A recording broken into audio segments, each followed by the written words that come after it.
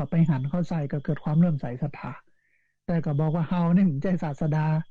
สอนได้แต่เพียงตัวเยธรรมาเหตุปภวาเนี่ยแต่ถ้าจะไปฟังนักกว่านั้นจะโง่นักกว่านั้นต้องไปฟังจากอาจารย์ของเขาก็คือพระพุทธเจ้าก็ทำให้พระโมคคัลลานะหรือพระสารีบุตรเนี่ยก้าวเข้าสู่พระพุทธศาสนาไปหาพระพุทธเจ้าไปศึกษาจากพระพุทธเจ้า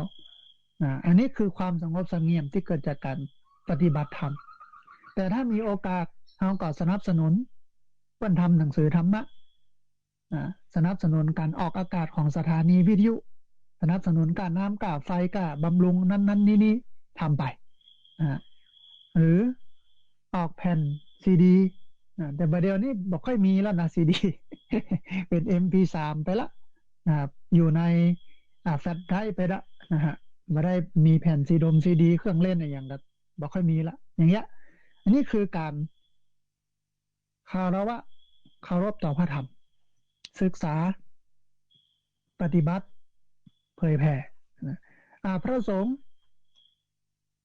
อันที่3การเคารพพระสงฆ์เป็นบุคลากรของพระพุทธศาสนาเป็นหนึ่งในพุทธบริษัททั้ง4เป็นผู้สืบต่ออายุของพระพุทธศาสนาจะเคารพพระสงฆ์ได้ก่อน1อุปถัมภ์บำรุงด้วยปัจจัย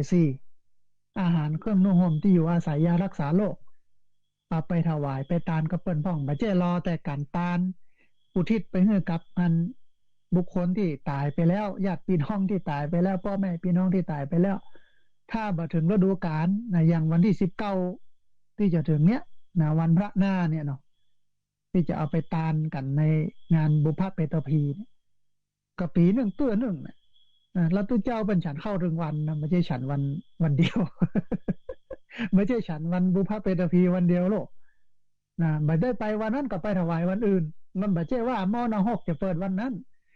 วันเดียวใช่นะมันได้เปิดได้ถึงวันตาได้ถึงวันอุทิศได้ถึงวันมันบ่จำเป็นต้องฤดูกาลนั้นนะฮะบางเตื้อก็เอาไปตานกันนักกันหลายจนเหลือเบอเน่าบูดก็มีเอาไปวันอื่นห้องไปวันถัดจากวันนั้นไปวันก็ได้ก่อนวันนั้นก็ได้มันบ่จำเป็นต้องไปวันนั้นนักหลายซ้ำช่วงนี้เป็นโรคระบาดหรอจะไปตานกันเข้ากันวันนั้น มันก็จะเป็นปัญหากันมันได้หมดนะอันนี้อุปถัมภ์บำรุงด้วยปัจจัย4อาหารเครื่องนุ่งห่มที่อยู่อาศัยยารักษาโรคอันที่2ก็คืออุปถัมภ์สนับสนุนเกื้อกูลให้เปิ้นได้ศึกษาธรรมให้เปิ้นได้ปฏิบัติธรรมให้เปิ้นได้เผยแพร่ธรรมเป็นหน้าที่ของเขาด้วยให้เปิ้นได้ศึกษาปฏิบัติเผยแพร่ธรรมอันนี้เป็นการเคารพสักการะต่อพระสงฆ์ซึ่งเป็นบุคลากรของพระพุทธศาสนาคืออุปถัมภ์บำรุงด้วยปัจจัย4เกื้อกูลให้เปิ้นได้ศึกษาธรรมปฏิบัติธรรมเผยแพร่ธรรมให้เปิ้นได้ทำหน้าที่ของเปิ้นเนี่ยไม่ใช่ว่าเอาไปสวดนิมนต์ไปสวดไปสาไปฉันเพลไปขึ้นบ้านใหม่แต่งงานมัวแต่จะไปเรื่องอย่างนั้นนะมันก็บ่ค่อยได้อย่างนักให้เปิ้นได้ศึกษาธรรมะเหี่ยก่อนให้เปิ้นได้ปฏิบัติธรรมะเหี่ยก่อนให้เปิ้นได้เผยแพร่ธรรมะเหี่ยก่อนอันเนี้ยเป็นทางตรงที่จะอุปถัมภ์บำรุงพระสงฆ์ในพระพุทธศาสนานะอันที่4เคารพสักการะการศึกษาศิกขาคือการฝึกฝนเพื่อพัฒนาตัวเก่าด้วยศีลด้วยสมาธิด้วยปัญญาให้เปิ้นได้ศึกษาเรียนรู้ทำความเข้าใจในธรรมะในตัวเก่าอันนี้อันที่4นะฮะอันที่5ความบ่ประมาทหรือว่าการดำเนินตามหลักธรรมคำสอนของพระพุทธศาสนาอื่นๆด้วยความเคารพคือใช้ชีวิตบ่ประมาทเคารพในการศึกษาธรรมะในการเอาธรรมะมาปฏิบัติข้ออื่นๆทำอื่นๆที่ยังเหลืออยู่ยังหลงอยู่ก็เอามาประพฤติมาปฏิบัติอันสุดท้ายความเคารพข้อที่6ก็คือการสนทนาปราศัยคือการต้อนรับอาคันตุกะผู้มาเยือนด้วยความเคารพการต้อนรับอาคันตุกะแขกผู้มาเยือนด้วยความเคารพด้วยความเลื่อมใสด้วยความศรัทธาอันนี้เป็น สิ่งที่ควรเคารพ6 อย่างบอกว่าจะเป็น1พระพุทธเจ้า2พระธรรม3พระสงฆ์4การศึกษา5ความบัพประมาทแล้วก็6การสนทนาปราศัยการต้อนรับอาคันตุกะอันนี้6 อย่างมันมีอานิสงส์ของการมีความเคารพท่านผู้ฟังเมื่อเราปฏิบัติต่อ6 อย่างนี้ด้วยความเคารพเราก็จะได้รับประโยชน์จะได้รับอานิสงส์ของการให้ความเคารพพระพุทธพระธรรมพระสงฆ์ความการศึกษาความบัพประมาทแล้วก็การต้อนรับอาคันตุกะเนี่ยมันก็จะได้อานิสงส์ได้ประโยชน์6 อย่างก็คือเป็นคนน่าฮักน่าเอ็นดูน่าเกรงใจเพราะว่าเขาปฏิบัติต่อพระพุทธพระธรรมพระสงฆ์การศึกษาเรื่องความบัพประมาทเรื่องการสนทนาปราศัยต้อนรับอาคันตุกะดีหรอเขาก็จะเป็นคนที่น่าฮักน่าเอ็นดูน่าเกรงใจอันที่สองได้รับความสุขกายสุขใจสบายกายสบายใจเป็นความสุขม่วนอกม่วนใจอันที่สามคือบ่มีความเดือดร้อนบ่มีเวรบ่มีภัยที่ไหนก็ตึงมาเบียดมาเบียนเฮาเมื่อได้รับทุกข์รับความลำบากเพราะว่าเฮาบ่ไปเบียดเบียนเปิ้นนะแต่มาอันที่สี่คือสามารถถ่ายทอดความดีจากผู้อื่นได้ง่ายคือรับความดีจากคนอื่นได้ง่ายความดีของคนอื่นที่ทำเขาก็สื่อเอามารับเอามาทอดเอาไปประพฤติปฏิบัติต่อหรือว่าความดีของเราเนี่ยมันปรากฏชัดคนอื่นก็จะรับไปสืบทอดต่อไปเนี่ยต่อไปทำต่อนะอันที่ห้าผู้อื่นอยากช่วยเหลือเพิ่มเติมคุณความดีเพื่อดีขึ้นแถมหันเฮาทำความดีหันเฮามีความเคารพเนี่ยเพิ่นก็อยากจะช่วยเหลือเกื้อกูลเพิ่มเติมความขาดความเหลือของเฮาว่าขาดอันยังพ่องเหลืออันยังพ่องอย่างที่เฮาไปกินไปตาลนี่กะเฮาห่มกินห่มตาลสร้างโน้นสร้างนี่วัดนั้นวัดนี้ไปตัวขึ้นสีขาวเพื่อชาวประชาเนาะบึดมีกฐินวัดนั้นบึดมีพระป่าวัดนี้บึดมีตาลวัดนั้นไปกันม่วนกันนะคนที่เปิ้นได้หันคนที่เปิ้นได้หูก็อยากจะเพิ่มเติมนะหอมฝากไปหอมเนอะไม่ได้ไปนะอันเสียดายได้ฝากอันนี้ห่วมบุญไปเนอะก็อยากจะช่วยเหลือเกื้อกูลเพิ่มเติมไปแถมอันที่หกสติจะดีขึ้นเป็นคนแบบประมาทเป็นคนมีสติสัมปชัญญะที่ดีอันที่เจ็ดเป็นคนมีปัญญาละเอียดอ่อนหูจริงแล้วก็แจ่มแจ้งเพราะว่าเคารพในเรื่องของการศึกษาเคารพในเรื่องของความแบบประมาทเคารพในเรื่องของการต้อนรับอาคันตุกะนะครับอันที่แปดเกิดในตระกูลสูงไปทุกภพทุกชาติเกิดไปแห่งภพแห่งชาติหนึ่งก็จะไปอยู่ในตระกูลสูงส่งอันที่เก้าบรรลุมรรคผลนิพพานได้โดยง่ายเข้าถึงมรรคผลแล้วก็นิพพานได้โดยง่ายนะอันนี้เป็นคาระโวจะก็คือการมีความเคารพความเคารพนับถือคือเสน่ห์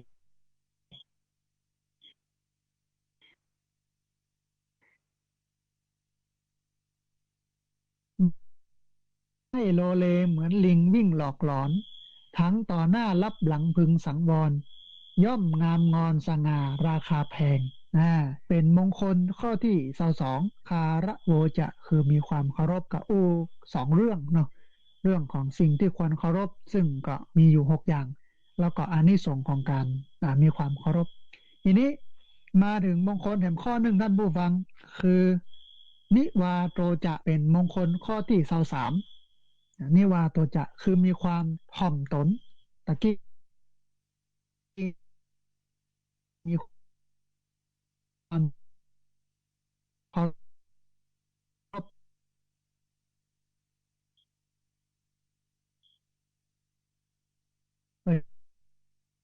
เดี๋ยวนี้มีความถ่อมตนเปิ้นบอกว่าไม่พอ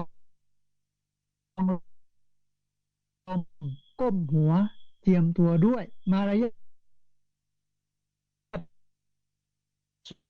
สวยนิ่มนวลสิ้นส่วนแข็งเหมือนงูพิษถอดเขี้ยวหมดเรี่ยวแรงยามแถลงนอบน้อมพร้อมใจกักการมีความอ่อนน้อมถ่อมตนมันก็เป็นเรื่องของความสำคัญประการหนึ่งที่เราจะประพฤติได้เราจะปฏิบัติได้นะฮะก็มีอยู่8อย่างในเรื่องของอานิสงส์ของความอ่อนน้อมถ่อมตนมาถึงเรื่องของประโยชน์ก่อนว่าถ้าเราฝึกฝนตัวเก่าเมื่อมีความอ่อนน้อมถ่อมตนจะได้อานิสงส์อยู่8 อย่างนะ8 อย่างนั้นมีอย่างพ้อง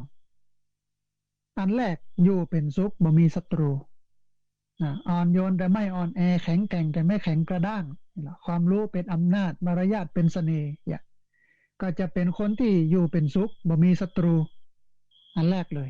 นะอยู่เป็นสุขบ่มีศัตรูอันที่สองน่าฮักน่านับถือน่าเคารพกราบไหว้นะเพราะว่าเป็นคนอ่อนน้อมถ่อมตนอันที่สามเกิดความสามัคคีในหมู่คณะบ่พิษบ่เถียงกันบ่ทะเลาะบ่แว้งกันบ่วุ่นวายอันที่สี่เนี่ยได้กัลยาณมิตรได้เปื้อนดีเพราะว่าพระพุทธเจ้าได้ตรัสไว้ชัดเจนว่ากัลยาณมิตรนั้นเป็นที่สุดของพรหมจรรย์ถ้าได้กัลยาณมิตรได้เปื้อนดีในมิตรดีเนี่ยมันก็จะดีไปตัวนะฮะอันที่ห้าเนี่ยสามารถถ่ายทอดคุณความดีจากผู้อื่นได้รับจากผู้อื่นมาแล้วก็ถ่ายทอดความดีของเขาออกไปสู่คนอื่นๆนะอันที่หกได้ติปึ้งทั้งภพนี้แล้วก็ภพหน้าได้ติปึ้งทั้งภพนี้และภพหน้าอันที่เจ็ดบ่ประมาทตั้งอยู่ในธรรมและอันสุดท้ายก็คือบรรลุมรรคผลนิพพานได้โดยง่ายนี่คืออานิสงส์ของความมีความอ่อนน้อมถ่อมตนนะท่านผู้ฟังความอ่อนน้อมถ่อมตนคือการบ่แสดงออกถึงความสามารถที่ตัวมีอยู่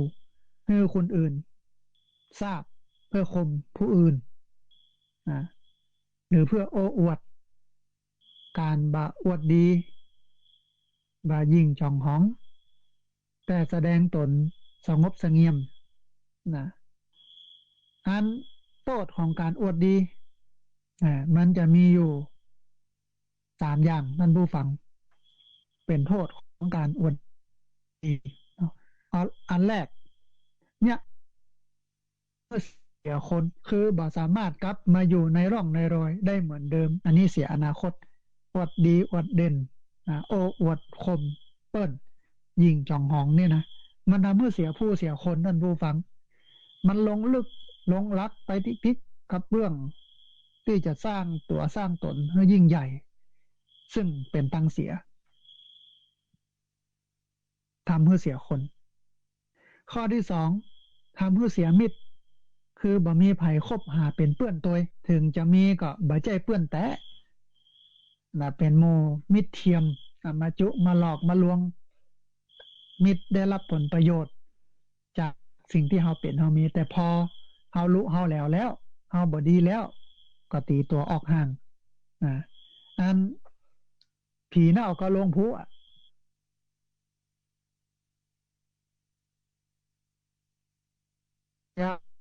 ย้ำมั่งมีเนี่ยผีผอมตอมกันแดกยามลงแตกผีอ้วนชวนกันหนีมันว่าอย่างนั้นนะ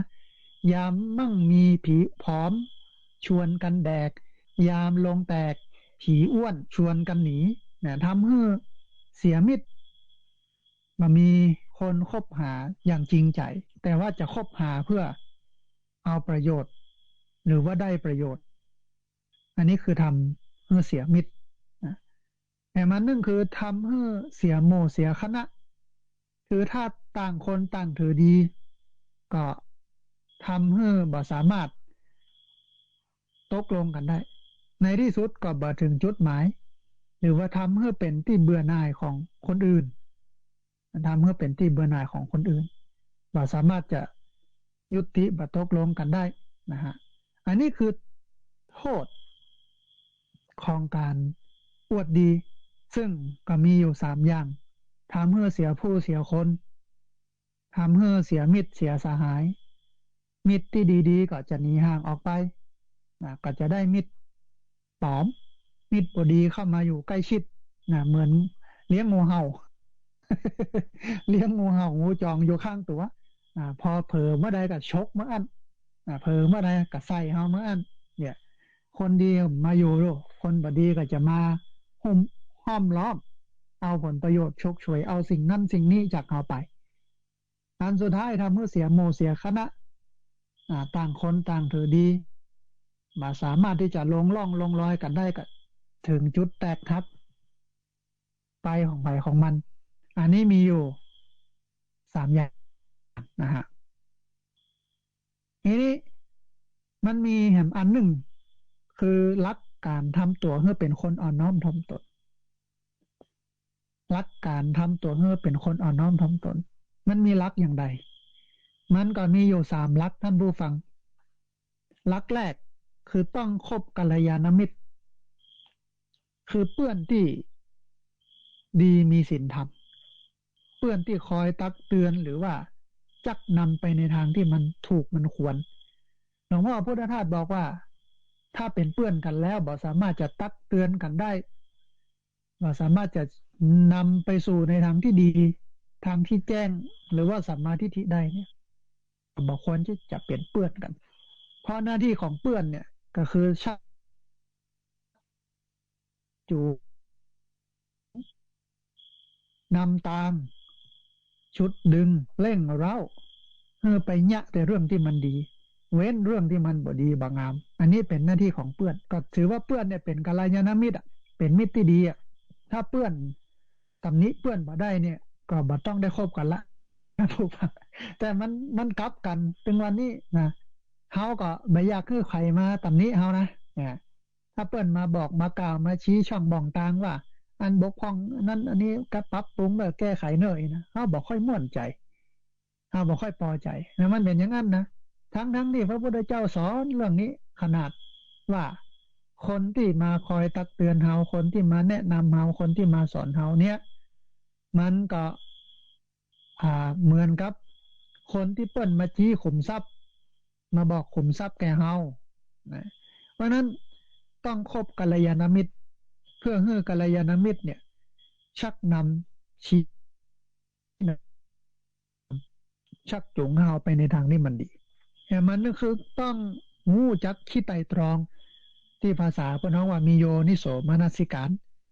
คือรู้จักคิดหาเหตุหาผลอยู่ตลอดถึงความเป็นไปในธรรมชาติของมนุษย์ต่างคนต่างคิดต่างจิตต่างใจแล้วก็ในหลักธรรมอื่นๆตัวต้องพิจารณาถึงวันนี้เรามีเวลากึดแจ้งไปแจ้งกับไปยากการอยู่กับงานเลิกงานมาปุ๊บก็มาที่บ้านมาดูหนังมาดูละครบางห้องก็ไปซุมเหล้าเมายาบางห้องก็ไปแอบบอกจะบอกว่าจะเอาเวลาที่ไหนมากึดแจ้งมาก็ไปทำงานแรงมาเลิกงานก็พ่อหนังพ่อละครไปทำเรื่องนั้นเรื่องนี้สมหัวกันเรื่องนั้นเรื่องนี้มันมีเวลามากึดเพราะนั้นต้องกึดเห็นน้อยหนึ่งต้องหูจักคิดต้องหูจักไตร่ตรองมาพอมากอยสถานการณ์เหตุบ้านการเมืองความเป็นมาเป็นไปของชีวิตทั้งหลายของเฮาก็ได้มาถอดบทเรียนว่าปีหนึ่งเดือนหนึ่งวันหนึ่งเอาเนี่ยอย่างอยู่ไอ้อย่างทำได้ดีไอ้อย่างทำได้บ่ดีไอ้อย่างดีไอ้อย่างเสียไต่ตรองเพื่อมันได้กำกึดนันดูฟังมันได้ข้อคิดมันได้เตือนใจนะฮะอันสุดท้ายคือต้องมีความสามัคคีคือการมีความสามัคคีในหมู่คณะอารมณ์อรวยในหลักการตักเตือนรับฟังแล้วก็เคารพความคิดเห็นของผู้อื่นอย่างมีเหตุมีผลเป็นการทำให้เกิดความสมัครสมานสามัคคีเป็นหลักของการทำตัวให้เป็นคนอ่อนน้อมถ่อมตนนะคนอ่อนน้อมถ่อมตนเนี่ยจะอยู่บนโลกนี้ได้ท่านผู้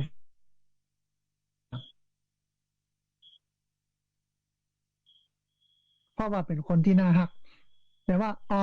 อนโยนแต่ไม่อ่อนแอนะ แข็งแกร่งแต่ไม่แข็งกระด้างอ่อนโยนแต่ไม่อ่อนแอแข็งแกร่งแต่ไม่แข็งกระด้างความรู้มันเป็นอำนาจหรอคนที่มีความรู้นี่มีอำนาจคนที่มีมารยาทจะเป็นคนที่มีเสน่ห์นะถ้ามีความรู้แล้วบ่มีมารยาทเนี่ยมันก็บ่มีเสน่ห์นะใครก็บ่ใกล้บ่กายบ่ฮักบ่หมนะมีเสน่ห์แต่บ่มีความรู้ก็เหมือนกับมีมารยาทแต่บ่มีอำนาจ คนฮักผมแต่บัเจริญก้าวหน้าในการในงานเลยเพราะบ่มีความรู้บ่มีความสามารถมีแต่มารยาทอย่างเดียวมันดีอย่างเสียอย่างเพราะฉะนั้นจะเนี่ยให้มันได้ทั้งสองเนี่ยก็คือมีความรู้เป็นอำนาจมีมารยาทเป็นเสน่ห์นะมีความรู้เป็นอำนาจมีมารยาทเป็นเสน่ห์มีสองอย่างนี้อันนี้คือหลักการทำตัวเพื่อเป็นคนอ่อนน้อมถ่อมตนท่านผู้ฟังมีอยู่สามอย่าง คือหนึ่งต้องคบกัลยาณมิตรคบเพื่อนที่ดีมีศีลธรรมอันที่สองต้องจะคิดรู้จักไตร่ตรองให้รอบคอบทบทวนถอดบทเรียนนะชีวิตของเราแต่ละวันแต่ละเวลาแต่ละเดือนแต่ละปีหาเวลามานั่งคืดพอกอันที่สามต้องมีความสมัครสมานสามัคคีผ่อนนักผ่อนเบาเอาใจเปิ้นมาใส่ใจตัวนะสุดท้ายท่านผู้ฟังมันจะมีลักษณะของคนอ่อนน้อมถ่อมตนมีอยู่ประมาณสักสามอย่างซึ่งเป็นลักษณะของความเป็นคนอ่อนน้อมถ่อมตนอันแรกคือมีกิริยาที่นอบน้อมอันที่สองมีวาจาที่อ่อนหวานอันที่สามมีจิตใจที่อ่อนโยนนะกิริยาที่นอบน้อมวาจาที่อ่อนหวานจิตใจที่อ่อนโยนนะมีกำคมกำเนื่องบนบอกว่าบุคคลผู้เป็นบัณฑิตถึงพร้อมด้วยศีลละเอียดมีปฏิภาณไหวพริบประพฤติถ่อมตนและไม่กระด้างเช่นนั้นย่อมได้ยศย่อมได้ยศมันว่าอย่างนั้นนะอันนี้คืออ่านิวาโตจะคือความอ่อนน้อมมีความถ่อมตนในเจ้านี้ได้อู้ถึงมงคลสองข้อท่านผู้ฟังคือคาระโวจะซึ่งเป็นมงคลข้อที่22แล้วก็นิวาโตจะคือความอ่อนน้อมถ่อมตนเป็นมงคลที่ข้อที่23นะขณะนี้ท่านผู้ฟังกำลังติดตามรับฟังรายการธรรมาภิวัตน์อันเป็นรายการวิทยุเพื่อการเผยแผ่พระพุทธศาสนาส่งเสริมการศึกษาและพัฒนาสังคมรายการนี้รับผิดชอบโดยอาตมาภาพพระสาธิตธีระปัญโยผู้อำนวยการสถาบันธรรมาภิวัตน์สถาบันเพื่อเผยแผ่พระพุทธศาสนาส่งเสริมการศึกษาและพัฒนาสังคมตั้งอยู่ณที่พักสงฆ์สถาบันธรรมาภิวัตน์บ้านศพเติร์ดตำบลศพตาดอำเภอแม่เมาะจังหวัดลำปางรายการนี้มีทุกวันอังคารใน2ช่วงเวลาคือตี 4ไปจนถึงตี 5ตี 5เกิงไปจนถึง7โมงไม่เจ้าในช่วงเวลาตี 5จนถึงตี 5เกิงนั่นก็คือท่านผู้ฟังนะครับครูบาอาจารย์เจอการทำกรรมเนื่องคือตี 5เกิงไปจนถึง7โมงไม่เจ้าช่วงนี้เป็นช่วงแรกท่านผู้ฟังรายการนี้ออกอากาศผ่านทางสถานีวิทยุในเครือข่ายสถานีวิทยุคลื่นสีขาวเพื่อชาวประชาหลายคลื่นหลายสถานีหลายจังหวัดออกอากาศผ่านทาง Facebook Live ซึ่งเป็นไลฟ์สดของทั้งวัดไฝหินแล้วก็สถานีวิทยุวัดไฝหินบันทึกเทปเอาไปออกอากาศผ่านทาง YouTube ของอาตมาภาพพระสาธิตธีระปัญโยทาง Facebook ของอาตมาภาพพระสาธิตธีระปัญโยแล้วก็ทางเพจ Facebook ของสถาบันธรรมาภิวัตน์ซึ่งในช่วงนี้เป็นช่วง แรกของรายการอย่างที่บอกได้อู้กัน2เรื่องคือคาระโวจะคือมีความเคารพนะความเคารพนับถือคือเสน่ห์ไม่โลเลเหมือนลิงวิ่งหลอกหลอนทั้งต่อหน้ารับหลังพึงสังวรย่อมงามงอนสง่าราคาแพงนะก็พูดถึงเรื่องของการเคารพสิ่งที่ควรเคารพอยู่6อย่างว่าจะเป็นพระพุทธเจ้าพระธรรมพระสงฆ์การศึกษาความบัประมาทแล้วก็การต้อนรับ อาคันตุกะผู้มาเยือนอันนี้คือสิ่งที่ควรเคารพ6อย่างและจะมีอานิสงส์ของการมีความเคารพคือเป็นคนน่าฮักน่าเอ็นดูน่าเกรงใจได้รับความสุขความสบายกายใจบ่มีความเดือดร้อนบ่มีเวรบ่มีภัยสามารถถ่ายทอดความดีจากผู้อื่นได้โดยง่ายผู้อื่นอยากจะช่วยเหลือเพิ่มเติมคุณความดีแล้วก็ได้รับความดีจากผู้อื่นได้โดยง่ายมีสติดีขึ้น เป็นคนบ่ประมาทเป็นคนมีปัญญาแล้วก็ละเอียดอ่อนหูจริงเข้าใจได้ง่ายเกิดในผลสูงส่งไปทุกภพทุกชาติแล้วก็บรรลุมรรคผลนิพพานได้โดยง่ายอันนี้คือคาระโวจะเป็นมงคลข้อที่12คือมีความเคารพแห่งเรื่องนึ่งก็อู้ถึงเรื่องของนิวาโตจะมีความถ่อมตนอ่อนน้อมถ่อมตนเป็นมงคลข้อที่21ไม่พองลมก้มหัวเจียมตัวด้วยมารยาทสวยนิ่มนวลสิ้นส่วนแข็งเหมือนงูพิษถอดเขี้ยวหมดเรี่ยวแรงยามแถลงนอบน้อมพร้อมใจกายได้อู้ถึงเรื่องของอานิสงส์ของการมีความถ่อมตนอยู่8ประการคืออยู่ก็เป็นสุขบ่มีศัตรูน่าฮักน่านับถือน่าเคารพกราบไหว้เกิดความสามัคคีในหมู่คณะได้มิตรได้เปื้อนได้ฝูงดีสามารถถ่ายทอดคุณความดีจากผู้อื่นได้โดยง่ายได้ติเปิ้งทั้งภพนี้แล้วก็ภพหน้าบัพประมาตั้งอยู่ในธรรมแล้วก็บรรลุมรรคผลนิพพานได้โดยง่ายพูดถึงเรื่องของโทษของความอวดดีว่ามีอยู่3ประการเนอทำให้เสียผู้เสียคนทำให้เสียมิตรเสียสหายทำให้เสียหมู่เสียคณะพูดถึงเรื่องลักการทำตัวให้เป็นคนอ่อนน้อมถ่อมตนว่าต้องคบกัลยาณมิตรต้องรู้จักคิดไตร่ตรองแล้วก็ต้องมีความสมัครสมานสามัคคีมีอยู่3อย่างซึ่งเป็นหลักการของการทำตัวให้เป็นคนอ่อนน้อมถ่อมตนท้ายที่สุดท่านผู้ฟังอู้เอ่ยกันถึงเรื่องลักษณะของคนถ่อมตนว่าจะต้องมีกิริยาที่นอบมีวาจาที่อ่อนหวานมีจิตใจที่อ่อนโยนอ่อนโยนแต่ไม่อ่อนแอแข็งแกร่งแต่ไม่แข็งกระด้างใจความโง่นั้นเป็นอำนาจใจมารยาทนั้นเป็นเสน่ห์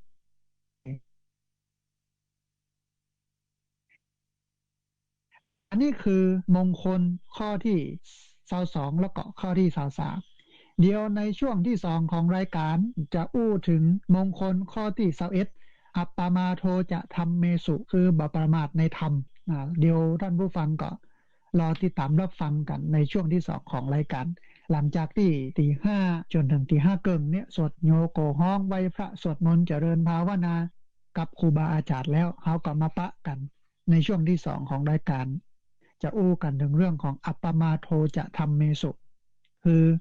ไม่ประมาทในธรรมว่ามันจะมี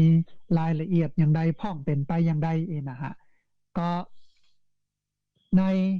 ช่วงแรกของรายการท่านผู้ฟังได้อู้ได้เอ่ยกันไปหลายเรื่องรวมถึงเรื่องของอารัมพบทแต่ที่มีอยู่กำหนึ่งที่สัญญาณอินเทอร์เน็ตมันบอกค่อยดีท่านผู้ฟังมันติดขัดบกพร่องอันนี้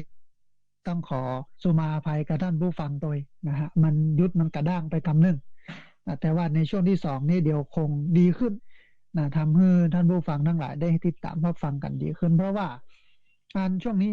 พายุเข้าก็จะเรือลูกหนึ่งจากลูกเนี้ย ที่ทำให้เกิดฟ้าเกิดฝนแล้วเนี่ยก็จะมีแหมลูกหนึ่งนะเข้ามาก็ต้องระมัดระวังกันเรื่องดินฟ้าอากาศนะท่านผู้ฟังนะน้ำป่าไหลหลากน้ำล้นตลิ่งนะแล้วก็ดินโคลนถล่มอันนี้ต้องระมัดระวังกันให้ดีนะฮะเป็นความห่วงใยจากรายการธรรมาภิวัตน์อันเป็นรายการวิทยุเพื่อการเผยแผ่พระพุทธศาสนา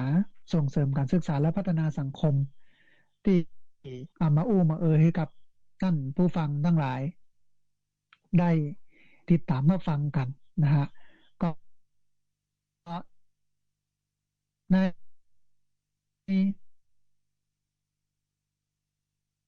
ช่วง